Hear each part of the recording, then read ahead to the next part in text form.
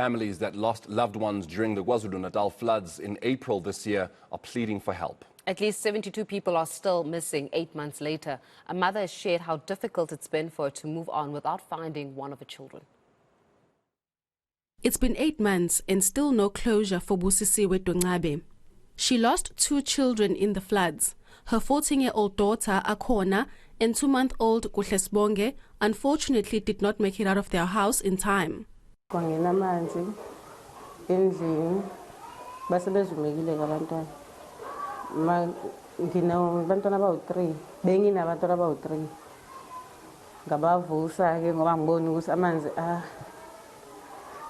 agcwele indlu uma uhlika nje empedeni unamanzi ngathi asiphumeni ngathatha lo umfana bena 5 years ngaleso sikhathi ngambeka ngasesihlahleni ngabuya ngazohlangabeza Akhona bangiyambona uphethe ubuthongo sengithatha vele naleli baby la 2 months empedeni mase ngithi ngiyahamba ngingafiki la esihlahleni la ngibeke khona umfana uNkosi wavena kwaqhuma umhlabathi wasimboza ngababamba.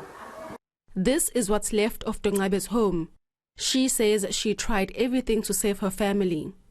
Kodwa mina ngiphume sengivuka ezantsi ngakamakhelwane. Akhona naye uphume ngezantsi kodwa yena beseshonile. Ukuhle akakatholakali namanje. Yangimazi ukuthi ukuphi.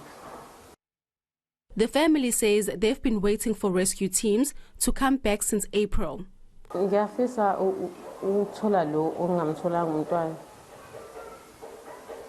Ngimgcwabeke naye.